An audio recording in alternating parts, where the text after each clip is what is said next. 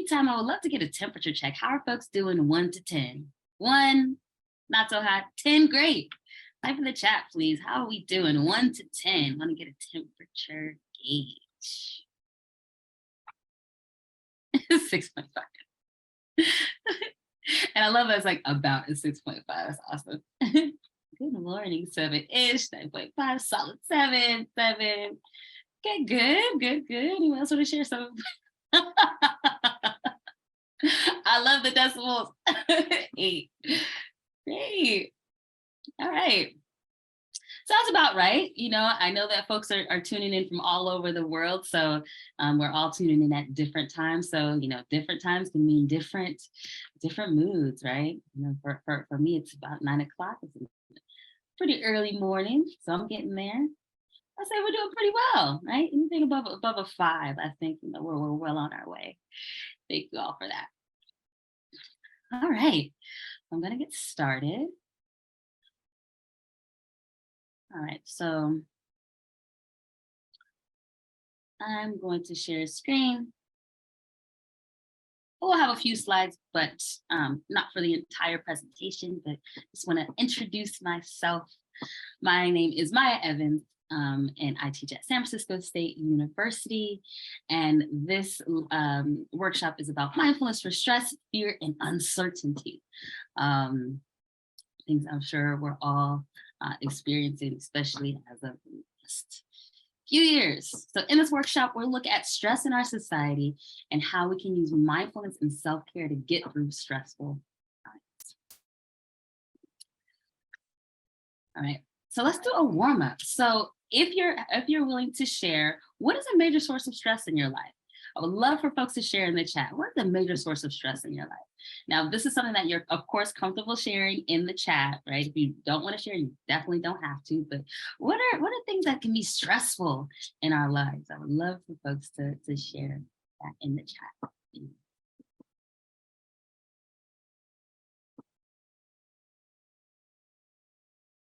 All right.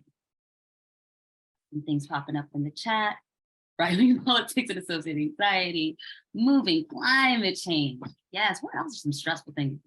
Yes. Work transition and elder care, yes. Community and volunteer work, yes. Surprisingly, yes, but some of those things that we love to do, they can still be super stressful, right?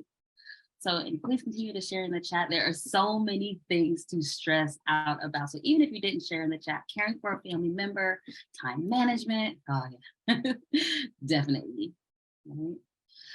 So sandwich generation, yes, the violence in the country, absolutely. Right? So much to stress about, big and small, right? So all the things that you shared, even if you didn't share in the chat, I started bored right now and it's been more stressful than my job for this part of the year. Yes. So work stress, definitely. So let's think about all those things that we shared in the chat. And also if you didn't get to share political tension in my home country, just kind of hold that for a second and just think about how all of these things stress you out, and just kind of hold that for a second. All of these things that you shared in the chat, even if you didn't get to share, I want you to take a deep breath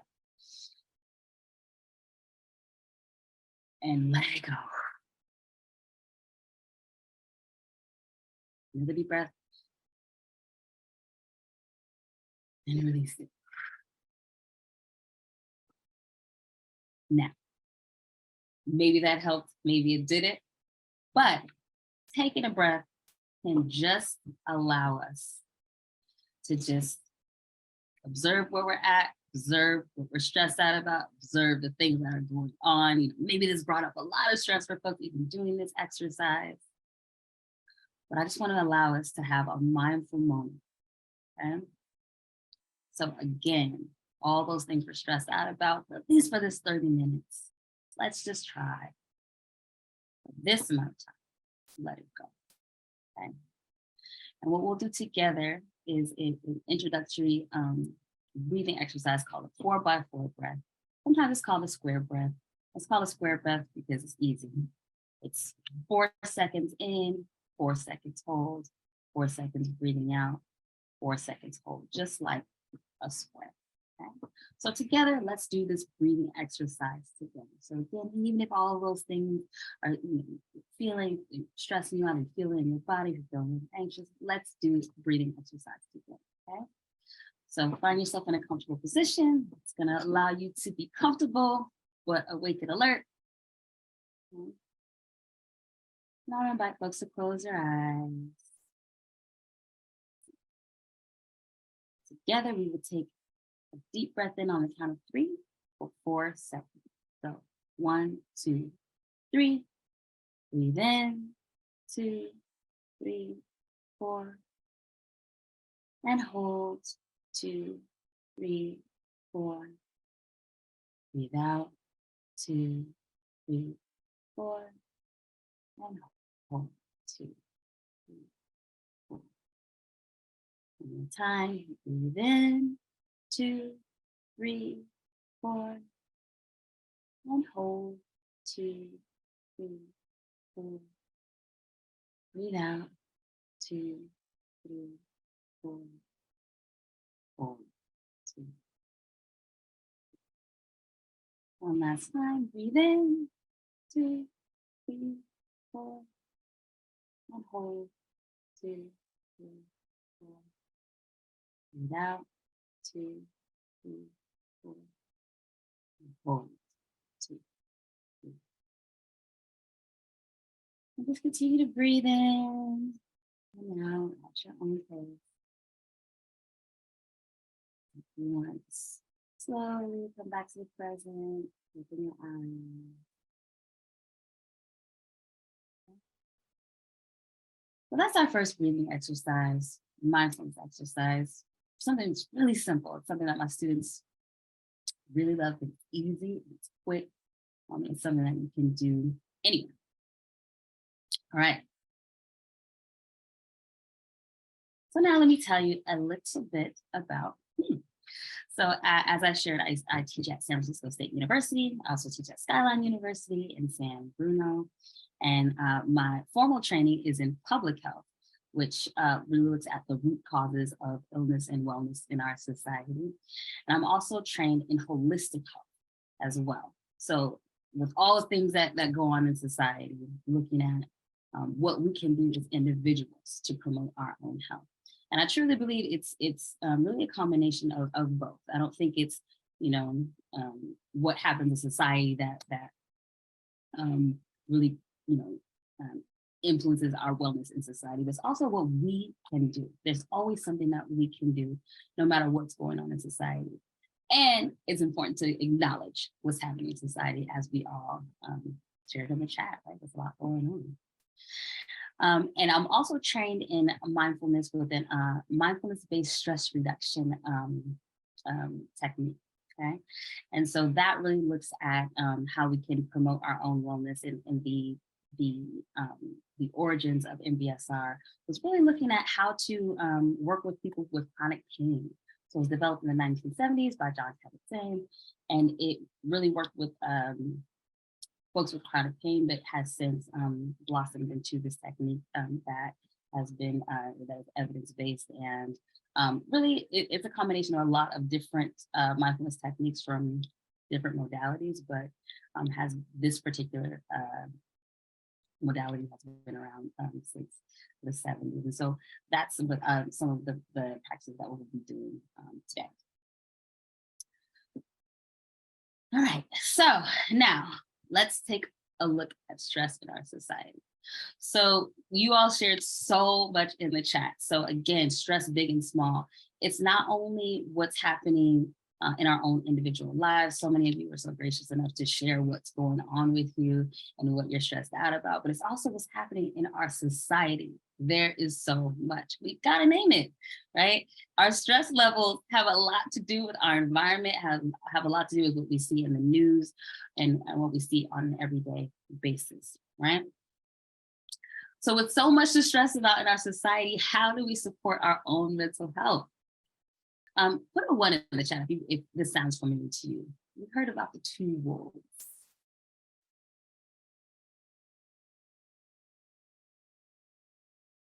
Okay. All right.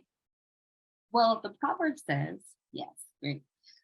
So the proverb says there's a battle of two wolves inside of each of us. One wolf is evil, representing anger, jealousy, greed, resentment, lies, inferiority, and ego. And the other wolf is good, representing joy, peace, love, hope, humility, kindness, empathy, and truth. The wolf that wins is the one that you feed. Okay? The wolf that wins is the one that you feed. So, that said, we know that there's so much going on in our society all the time. You see it every day, and it can be a huge source of stress. That we can't stop. We cannot stop stressful situations. Stressful situations will always happen, whether it be the environment, something politically, or in our own personal lives. But how is it that we feed the wolf that's going to bring positivity into our lives versus negativity? Right? Both will always exist, but how do we feed the wolf that is going to promote our own happiness? Okay. So one way to do it is to bring ourselves to the here and now. Okay? A lot of times we're thinking about the past or we're worried about the future, and we're not really in the present.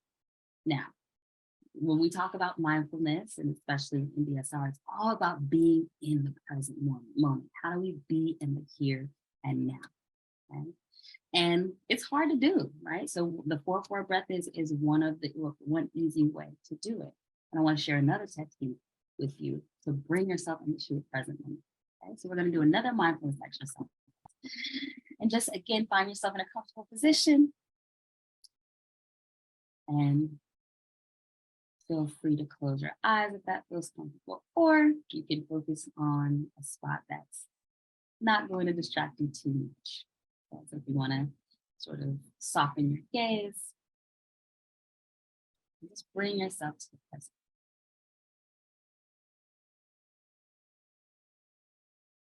So together we'll take some deep breaths, inhaling and exhaling. Inhaling and exhaling.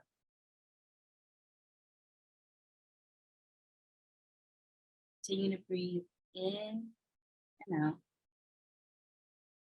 Together we'll do what's called a sitting meditation, where you focus on different objects that allow you to be in the present moment. And I will guide you through this exercise. So continue to breathe in and out at your own pace. Nice deep breaths that fill up your belly. And as you continue to breathe, I want you to just bring your awareness to the breath. Just follow your breath in and out as you breathe. Just following the inhale and the exhale.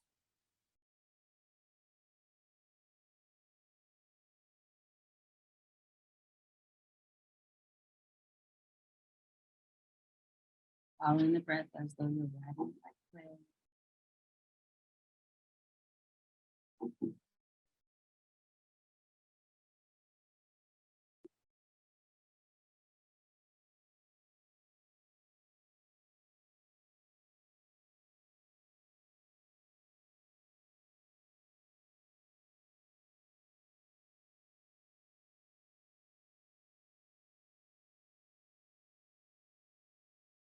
And as you continue to inhale and exhale,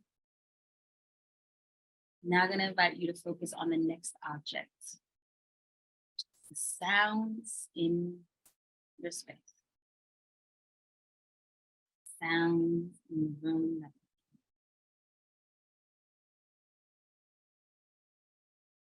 So just notice sounds that you hear.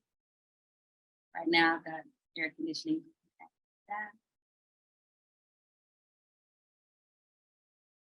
So just bringing awareness to the sound itself and not really worrying about what it is or going too deep into what's making noise or anything like that, but just bringing awareness to the sound itself. pushing, tapping, voices, whatever it is that may be.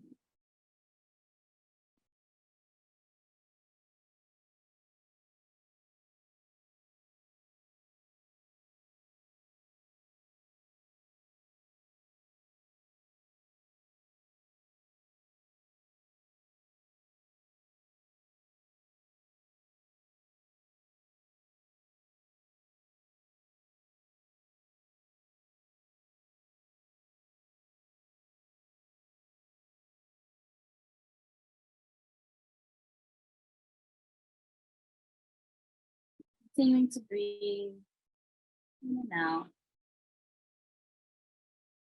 Now shifting your awareness and attention to the next object, such as sensations. Anything you may be feeling physically, whether it's your feet on the ground, seat you're sitting in, sensations on your skin.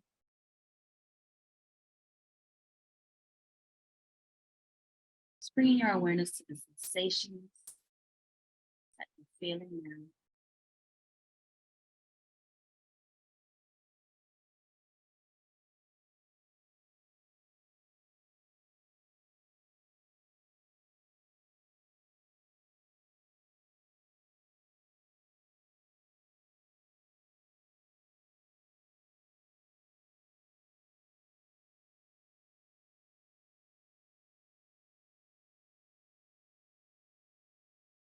And also being aware that whatever sensation you're feeling may need more attention later. Be hot, cold, pain, itchiness, sensitivity. And just noting that later you can always come back to the sensation that needs more attention. What area in your body needs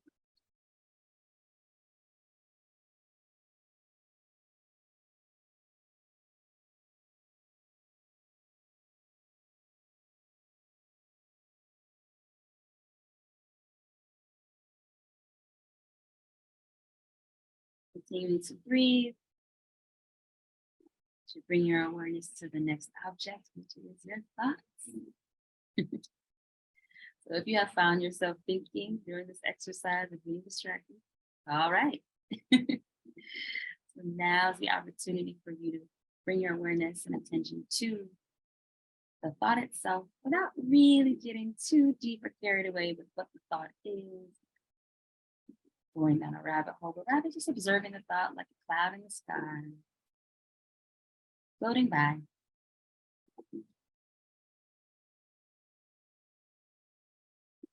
Just recognizing that there is a thought there.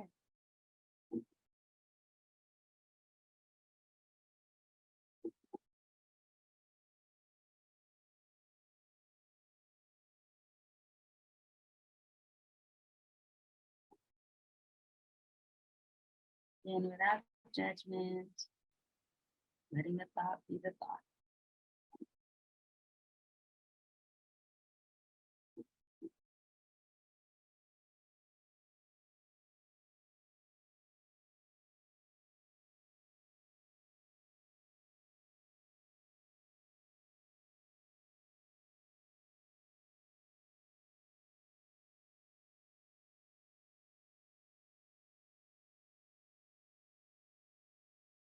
And as you follow your thoughts and those big fluffy clouds, I'll invite you to shift your awareness and attention to the last object, which is open awareness. So this is dealer's choice. You can bring your attention to any of the objects that we focused on before. It could be your breath, sounds in the room, sensations, thoughts you choose for this last few minutes.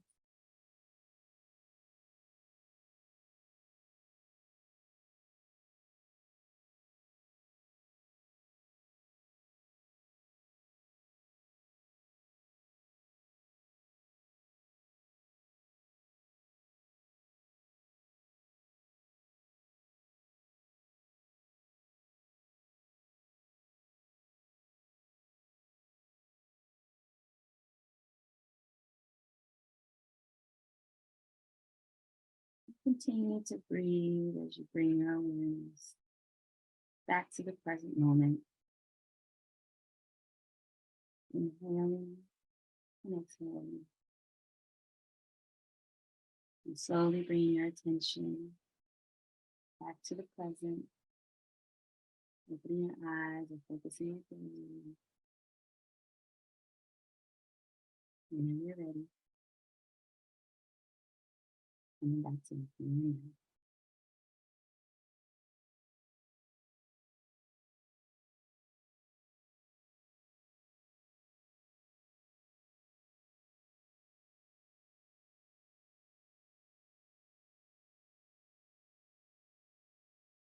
As folks come back into the present moment, I would love to see some shares in the chat. Let's get a one-word reflection on how that exercise was for folks. Just a one-word reflection. Calm, relaxing. Great. How was that for folks? Any calming, any more calming? Steadying, nice, refreshing, distracted, totally. Right. Take a pause, relaxing, frustrating, absolutely. Lovely. And so we got a range. Yes. Definitely. Yes. Mindfulness can be all of these things, right? Yeah, sometimes it can be frustrating, sometimes it can be fuzzy, grounding, calm.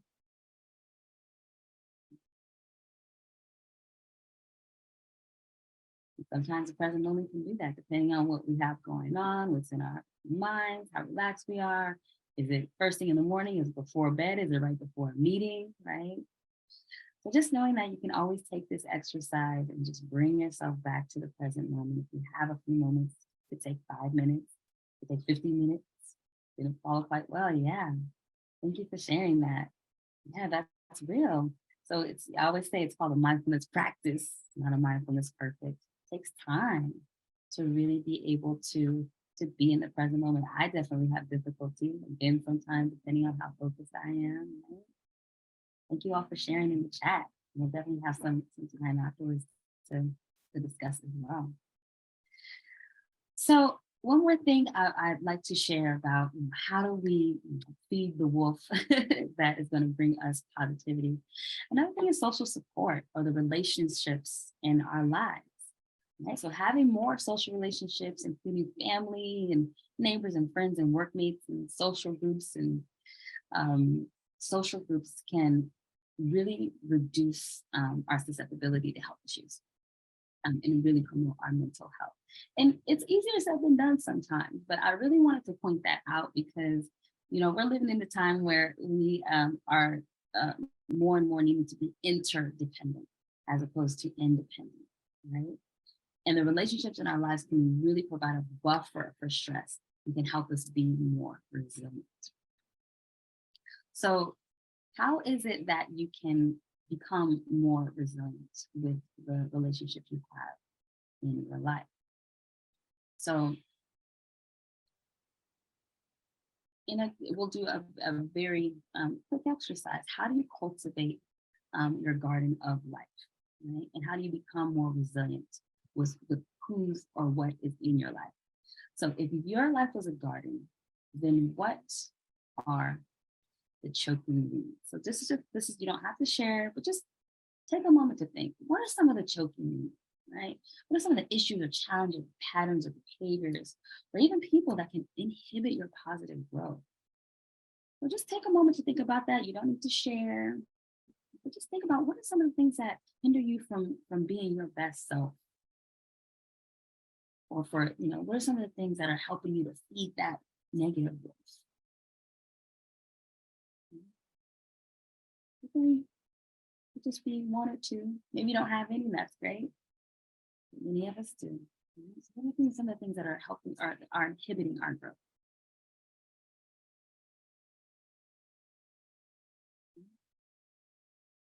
And with that, what are some of the things that are promoting our growth? Shifting gears, what are the beneficial plans? What are some of the positive strengths and attributes, practices, and people that function as supports in your life? So what are some of the good things that feed that positive life? And just doing a temperature check or just doing an assessment. What are some of the things that really promote you? And again, this is something that you can come back to later and just kind of assess, so what are some of the weeds, what are some of the beneficial plants?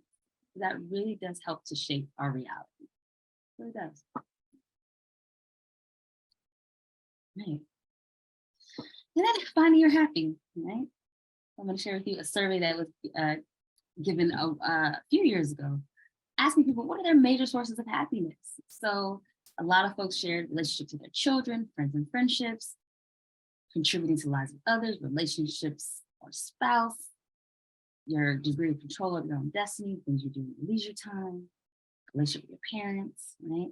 So think about what is your happy? What are some of your, what is your major source of happiness for you? Just think about that. Some of the things that really promote your happiness, really allow you to find your happiness.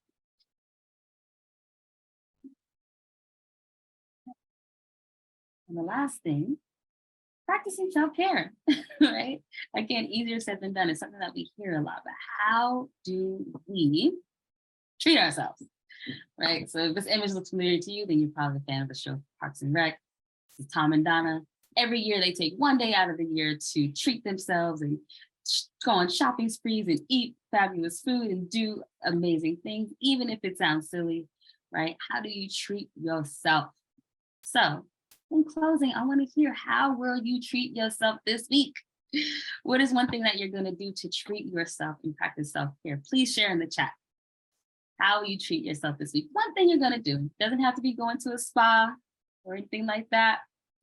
Could just be eating good food, morning walks. Yes, I want to hear from everyone. Try to get more sleep. Yes, yoga, swimming, surfing. Oh, wow. I wonder if that's surfing. Go on a little trip locally. That's wonderful. Going to the beach walks, painting, long run, meditation. A lot of folks are living by the sea. Awesome. Celebrating anniversary. Oh, congratulations. Taking a trip to see my high school friend. Oh, that's what I would like. Cooking a hearty meal from scratch, making healthy food, eating great food. Amazing. Yes, me too. Took time out of work to come to the session. Oh, wonderful. Oh, this session is how you got to treat yourself. That's wonderful. Amazing. Oh, so good to hear. Ice cream in the summer. Absolutely. Always ice cream in the summer. Period, point blank. Great. Well, on that note, time outside. Anyone else want to share before we close out? Wonderful. All right. So with that in mind, treat yourself this week. Thank you all so much for having me. It's been a wonderful, wonderful session. And stick around for a Q&A. Thank you.